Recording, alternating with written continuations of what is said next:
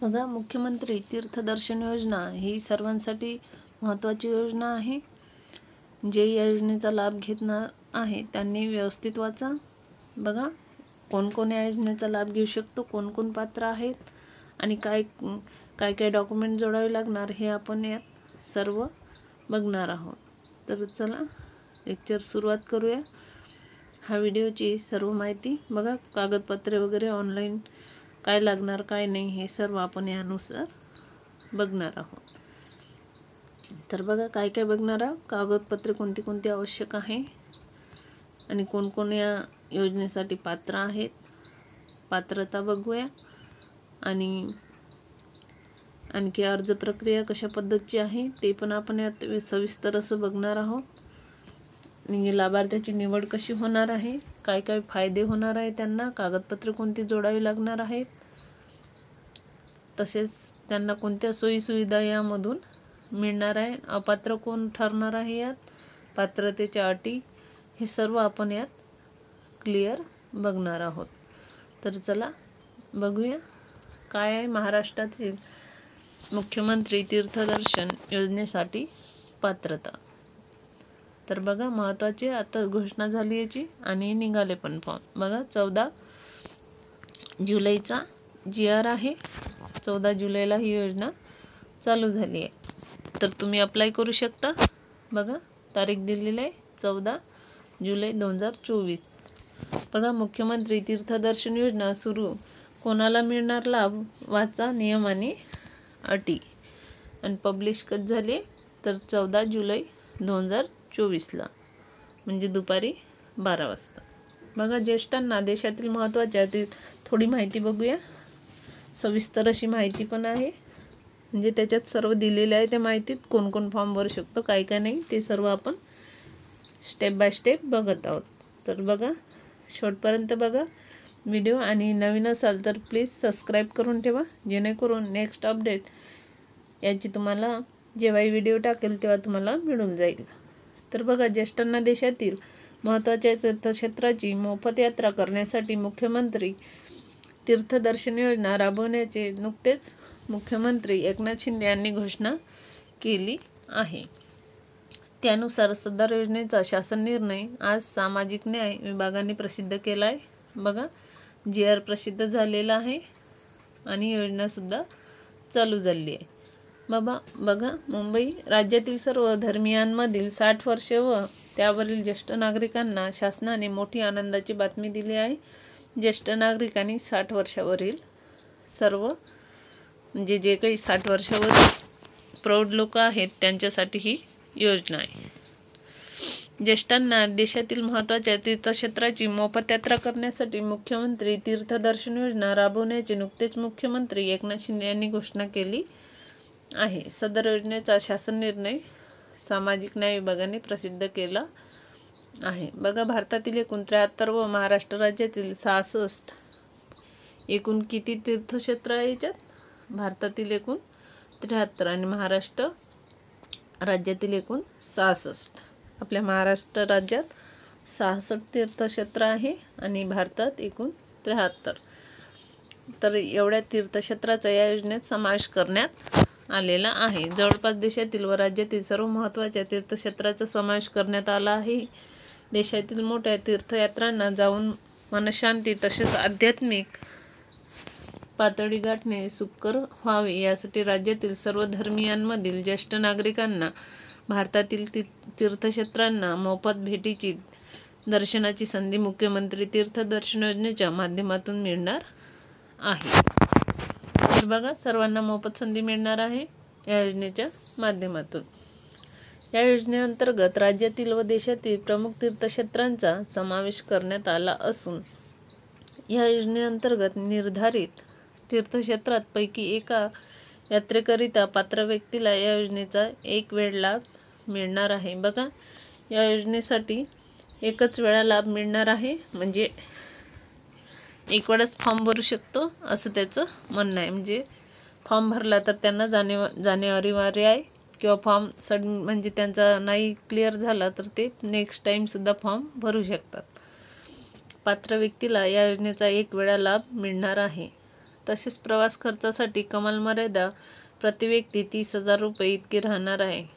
बघा, कमाल मर्यादा 30,000 इतकेच ते देऊ शकतात. त्याच्यावरती असणार खर्च तो तुम्हाला स्वतः करावा लागणार. यामध्ये प्रत्यक्ष प्रवास आणि भोजन, निवास इत्यादी बाबींचा समावेश असेल. बघा, त्यात काय काय भेटणार. प्रवास तुम्हाला भेटणार, प्रवास करता येणार. मध्ये भोजन आणि निवास म्हणजे राहू पण शकता, जेवण, राहणं आणि प्रवास इत्यादी बाबीचा समावेश असेल. लाभार्थी वार्षिक उत्पन्न 2,50,000 असावे, म्हणजे 2.5 लाखापर्यंत उत्पन्न असावे लाभार्थ्याचे. लाभार्थी महाराष्ट्र राज्याचा रहिवासी असावा. वय वर्ष 60 वरील ज्येष्ठ नागरिक असावा. 60 वर्षाच्या वरील असावा, महिला असो किंवा पुरुष असो.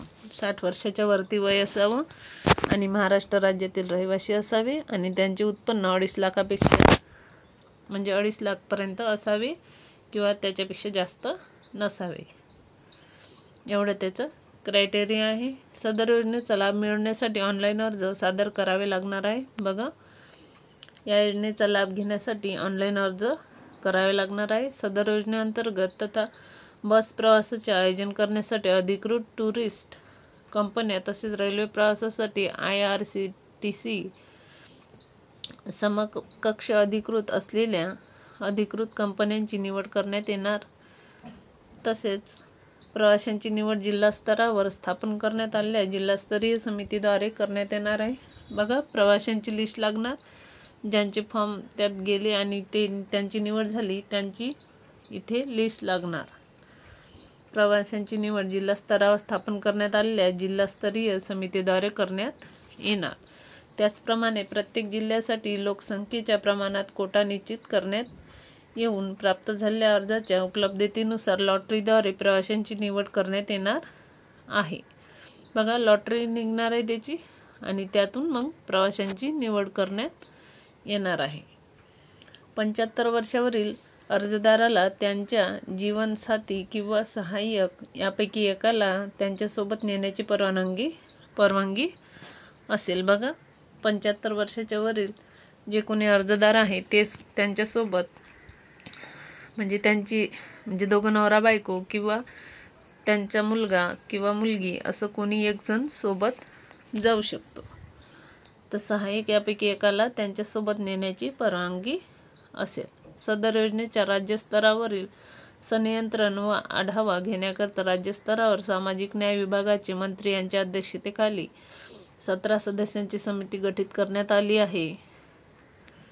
नेक्स्ट बघा, त्याचप्रमाणे योजनेच्या अंमलबजावणीसाठी जिल्हास्तरीय पालकमंत्री यांच्या अध्यक्षतेखाली कार्यरत आहे. सहाय्यक आयुक्त, समाज कल्याण सदस्य, सचिव असतील. बघा, सहाय्यक आयुक्त, समाज कल्याण सदस्य, सचिव असतील. तर राज्यस्तरावर आयुक्त समाज कल्याण हे नोडल अधिकारी म्हणून काम करतील.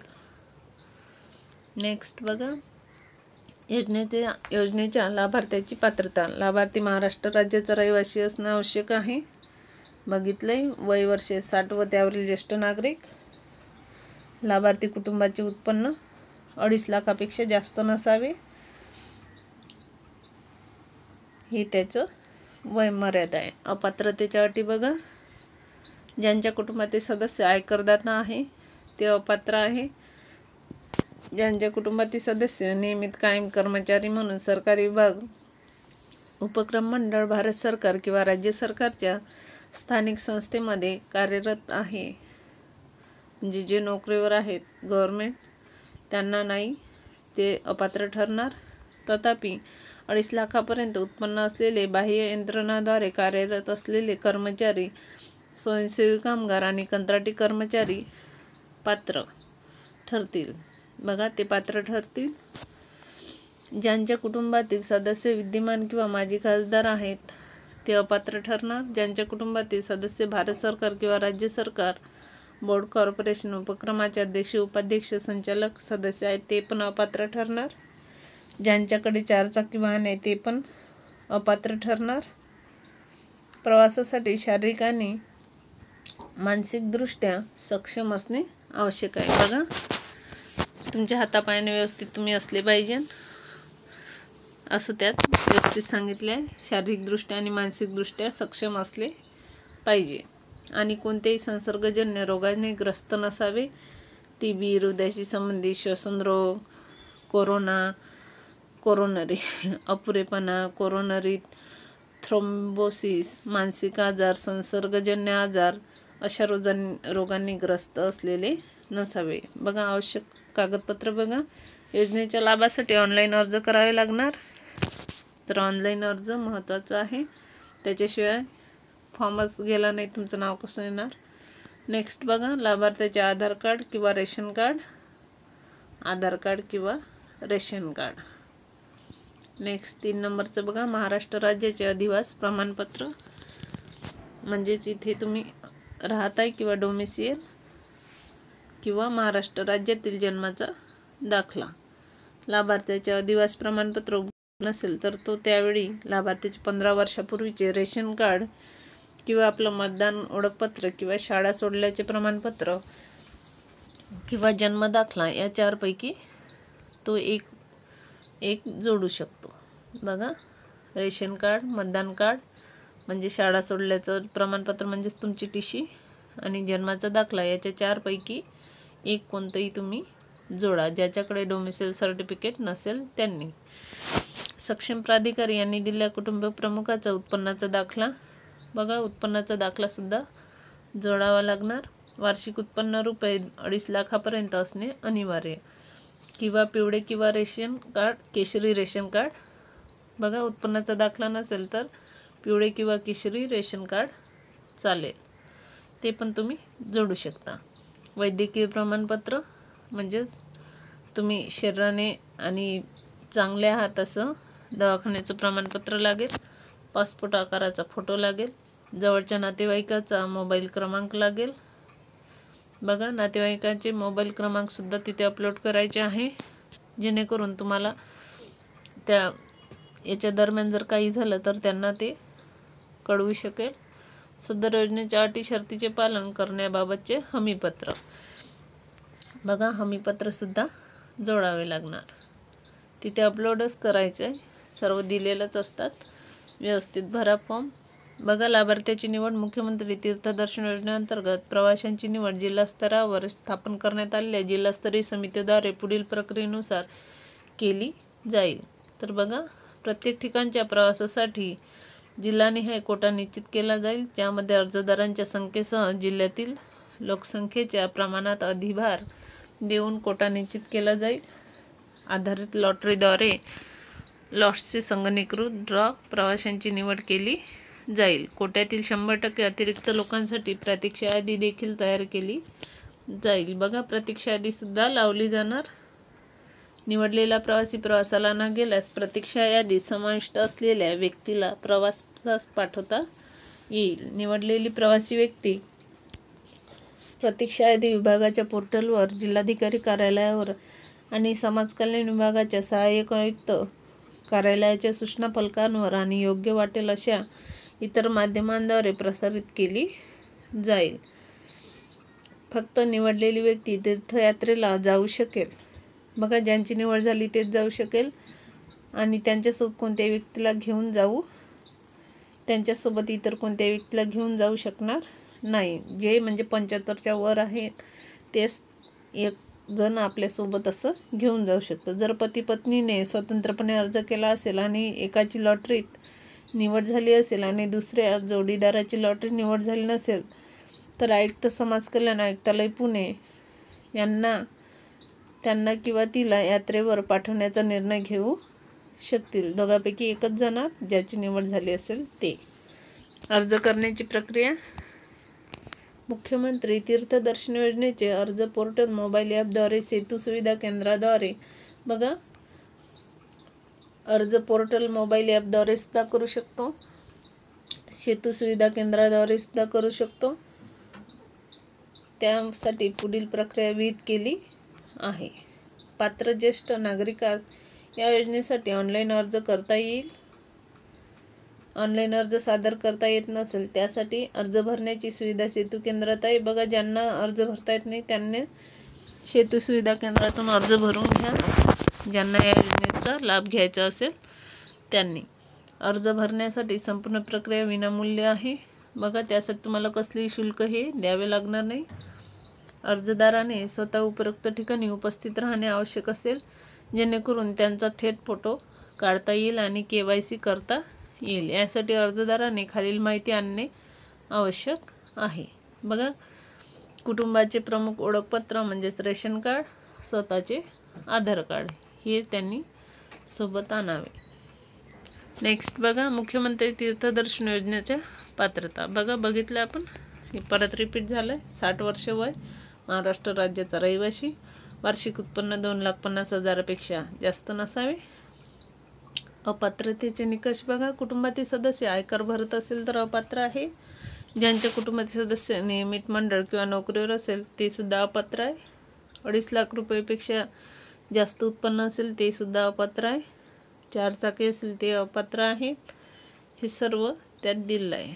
यांच्याकडे 4 चाकी वाहने, ट्रॅक्टर वगळून, ट्रॅक्टर असेल ते चालते, पण 4 चाकी गाडी त्यांच्या नावावर नाही पाहिजे, ते अपात्र आहे.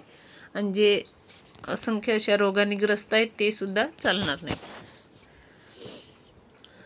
डॉक्युमेंट म्हणजे अर्जदाराचा ऑनलाईन अर्ज, आधार कार्ड, रेशन कार्ड, रहिवासी प्रमाणपत्र, रहिवासी प्रमाणपत्र नसल्यास 15 वर्षाचे रेशन कार्ड, पूर्वीचे मतदान ओळखपत्र, शाळा सोडल्याचं प्रमाणपत्र किंवा जन्मदाखला या 4पैकी एक. वैद्यकीय प्रमाणपत्र, वैद्यकीय म्हणजे जे तपासणी केलेले आहे ते सर्व प्रमाणपत्र, पासपोर्ट आकाराचा फोटो, जवळच्या नातेवाईकाचा मोबाईल क्रमांक, योजना आणि अटी शर्तीचे पालन करण्याबाबतचे हमीपत्र. हे सर्व तुम्ही डॉक्युमेंट अपलोड करायचे आहेत. चला, तर हे होतं तीर्थदर्शन योजना. नक्की फॉर्म भरा ज्यांनी या योजनेचा लाभ घ्यायचा आणि दर्शनाला जायचं आहे त्यांनी. चला, तर भेटूया नेक्स्ट अपडेट सोबत.